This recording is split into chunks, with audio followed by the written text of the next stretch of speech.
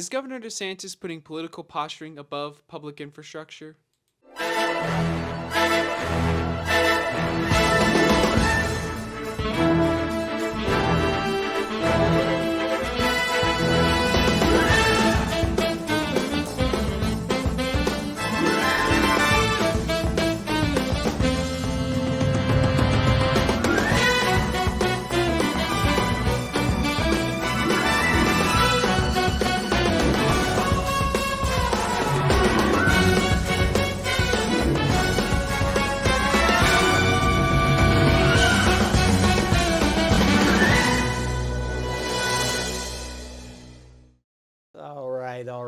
All right. Here we go. Late in the legislative session, Florida Governor Ron DeSantis scrambled to secure funding for his Florida State Guard, proposing to cut $10 million from road projects to fund his aviation plans. Now, this move highlighting his prioritization of the state militia over infrastructure underscores his focus on boosting his national profile. The budget ultimately reflected these cuts, revealing Ron DeSantis' behind-the-scenes influence despite his diminished political standing. What say you, Helen? Well, this is You Can't Make This Shit Up. I'm Kellen, and that's David. But in regards to the actual topic at hand, I don't know why a lot of people seem to believe that after the presidential campaign would be over, that the nonsense would just stop. I'm like, that's ridiculous. Yeah. He's still just as powerful as ever. Still has a supermajority as ever. Yeah. But $10 million we could be spending on anything we wanted. We could be spending it on schools. We could be spending it on roads. We could be spending it on new developments. We could be spending it. We can be spending it on dumbass subsidies, but we're spending it on dumbass aircraft. And why am I calling it dumbass aircraft? Well, because the Florida State Guard was initially like a heightened riot police, and then it was something that we could send to the Texas border to solve other states' problems using our state's tax dollars. Because why wouldn't we do that? What are these for? You can't send these to the border. They can't do anything there. And it's not like they're authorized to just start bombing the Texan border. They're not. They don't actually have the authority to do that. Is it to defend us from the war that we're not at with the country that we don't know? Maybe. Is it going to help us here? I mean, unless we want to make noise. If we want to make noise, then we have a great source of noise here. But my mind is boggled because I can't even see a fake use for this. Obviously, it's to boost national profile the same way the Guard was. But I can't even make up like a BS excuse for this. I don't know what this could possibly be good for. I'm at a loss, and I think that the governor wanted to have his own state militia to enforce his voter integrity office. Make sure that people are not voting when they shouldn't be voting, and instead of using the FDLE, you bring in your state militia. This fear of mass riots and uprisings and demonstrations like we saw during the protests regarding George Floyd. Got DeSantis and his acolytes really worked up over, we need to protect ourselves. We need to protect ourselves from the unknown, masses rising up to overtake us, and when in fact it's just the opposite, in my opinion. I don't get it. I really don't get it. I don't understand why he needed to resurrect the militia. He said it's going to be used in support of natural disaster relief. Okay, that's fine. I didn't know. I thought that national disaster relief was well funded here in Florida. Given that we're the hurricane state, we tend to fund it pretty well. Exactly. So, I mean, I'm just trying to figure out how this is relevant. Yeah, those BLM fighter jets that they might use, they may blow up the Florida Capitol. Now, this is something I've said. I've said like purely tinfoil hat, no Yes. hard evidence to support this at all. I do genuinely wonder if because there is a large percentage of Americans that seem to believe that we're headed towards a civil war. I don't think that's true. I don't think the differences are actually strong enough, and so much of it is just based on people not just being mad for the sake of it. I don't think that we're actually headed that way. Not to mention we're not so segmented based on region like a lot of people like to think that we are. So I don't think we're headed that way at all. But I wonder if some members of the Florida legislature think that we're going that way, and that's why they want fighter jets. I Um, I don't get it. and let's even entertain them Mhm. for a moment. Like, say that's true. What's Florida gonna do against the federal government? The federal government has nukes. Sure, you got a handful of jets. They got multiple handfuls of jets that they can just throw at you. They have we have what the biggest navy in the world, biggest air force in the world, largest nuclear arsenal in the world, experimental weapons that the public doesn't even know about. Or maybe seeing that conservatives are keen um, for this judicial advocacy will maybe try to bend the rules and use this militia to go to the border and enforce border laws or immigration laws, or send Florida militia to other parts of the country if there's demonstrations or uprisings or some type of initiative by a particular governor to do whatever. Um, I'm sure if push comes to shove, as we saw with this recent Republican supermajority, they can get just about almost anything through the legislature onto DeSantis's desk if he's in favor of it. Unfortunately, for all the arts and cultural initiatives that were presented to him, he decided to say, "Hey, we'll take 10 million for my militia, but for these arts and cultural initiatives that were seeking funding from the state, no, thank you." It's funny. I see so many Republicans up in arms about the fact that we send equipment to Ukraine and aid to Israel. They say like, we live here in America. Why should we be solving these problems to other countries? It's their problem. Also, Republicans, the second they don't like what other states are doing, not within their borders. It's mind-boggling to me that we are pulling money out of the Florida citizens, out of our infrastructure. Our education, the annual raise is below the natural rate of inflation. Even when the economy's good, teachers still get paid less every year. And yet we keep just like pulling more and more money out to send it to other states to what aim? I mean, yes, you can. I understand the philosophy of just because Texas drew the short end of the straw does not mean we as Americans don't band together.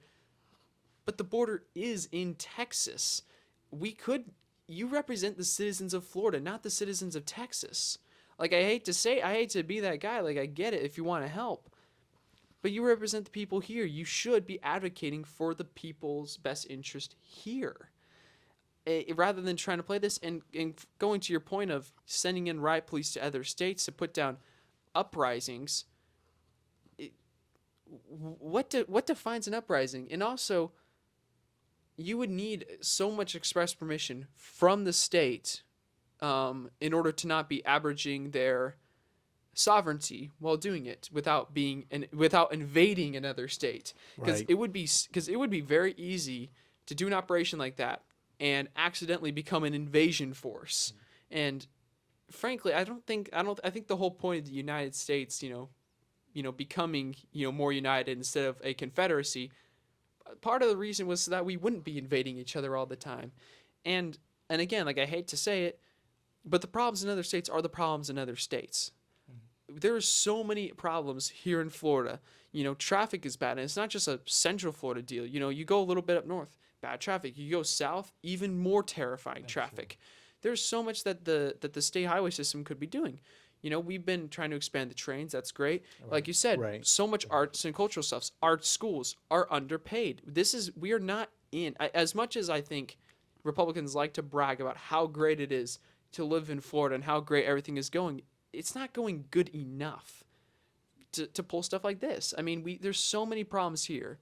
The outrageous rent, the outrageous traffic, the underfunded schools that keep getting worse and worse every year. We can't afford this. So as I thought about this some more, I'm thinking, okay, so if this is not to help Floridians, because it's clearly not in support of Floridians It's not. directly in emergency disaster relief or anything like that. This is more of a political stunt by the governor to build his resume, his presidential aspirations, and perhaps he's auditioning for a cabinet spot in a future President Trump Maybe. administration. And so we know that we were told that resurrecting the Florida State Guard was going to assist in emergency response, when in fact we were sending these individuals, or preparing to send these individuals to the Mexico-Texas border. And then we're also using, the Florida State Guard to intercept Haitian refugees. And so we know what the purpose is, and the governor has been, to some extent, deceitful, deceptive, and letting Floridians know, this is what I'm really going to use this militia for, and this is the money that I'm requesting to further that goal. This is what we, voted for, citizens of Florida. I think this is a political maneuver by the governor to show that he's tough on immigration or illegal immigration, and that he has a solution. And he's starting right here at home in Florida. And he's not afraid to use state power to usurp federal authority. There are cases, and these come up a lot in the Supreme Court throughout the centuries that we've been here, of states trying to engage in foreign policy, and it is unanimously shut down. Massachusetts can't put sanctions on Burma. The states don't put up their own tariffs. All these kinds of things. So then why should states be allowed to make their own military to take out to work overseas, or even on other state lines? They hate intercepting the oceans, patrolling the waters, even some that are like the borders of international waters. I see a very clear intent to engage in foreign policy, which is an exclusive power to the federal government.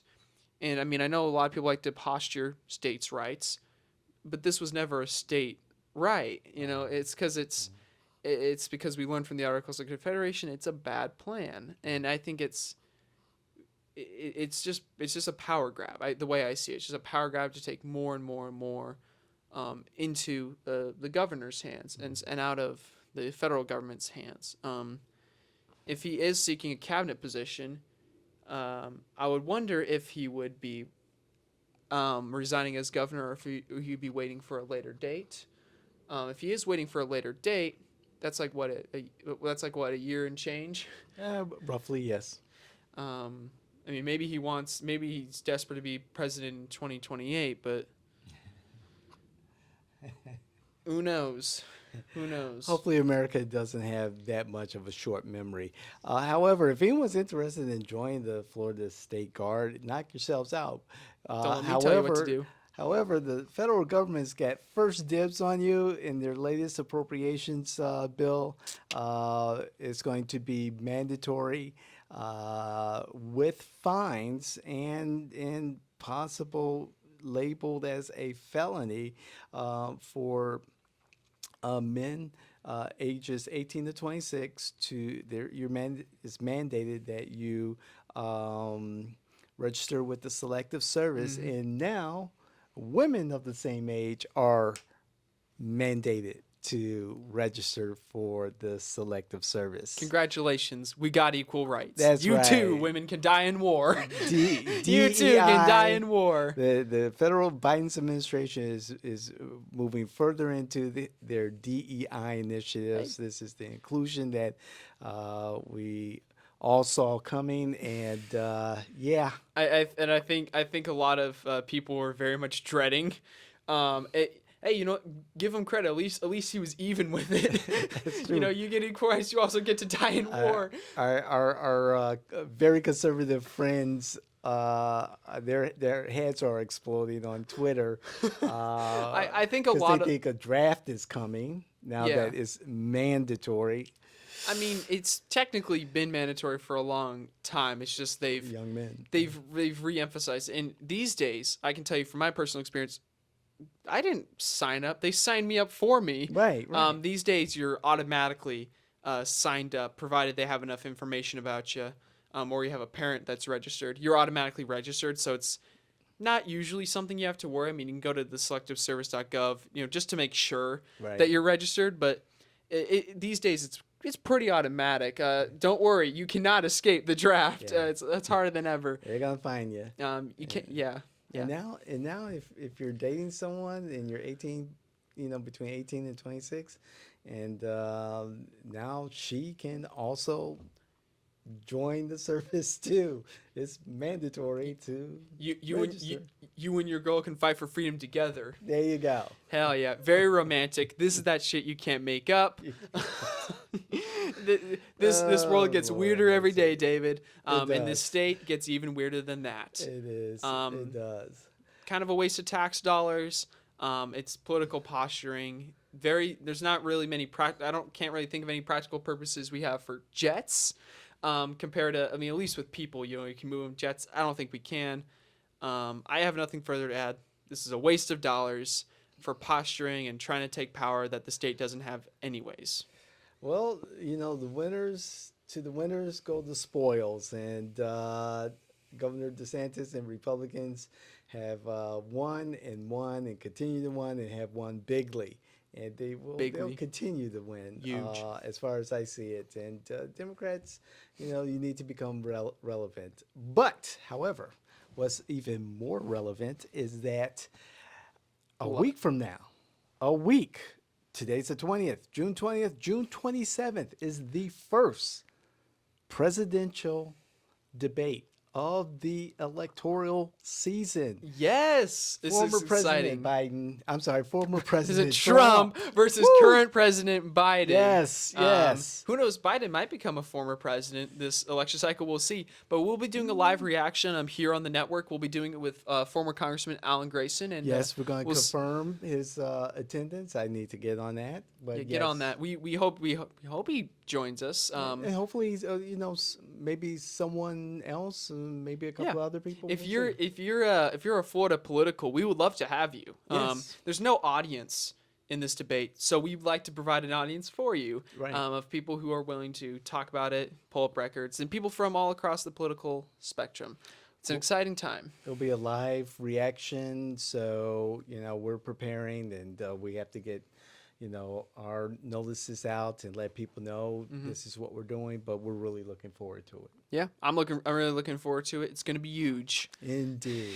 So please like, share, more importantly, comment. We enjoy responding to your comments. We enjoy the back and forth. Intelligent conversation is what we look forward to.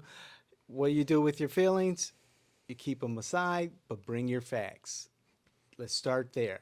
So we really appreciate it if you did comment and just share your thoughts, and let's continue the conversation in our community. And let's grow our community. Again, if there are friends, family, influencers, politicals, electeds that you think will find our content aspiring, inspirational. That's what I'm looking for. Okay. Inspirational. Or, maybe educational.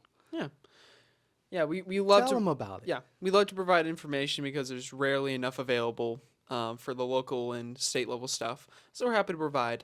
This has been You Can't Make This Shit Up. And have a great day. We are out.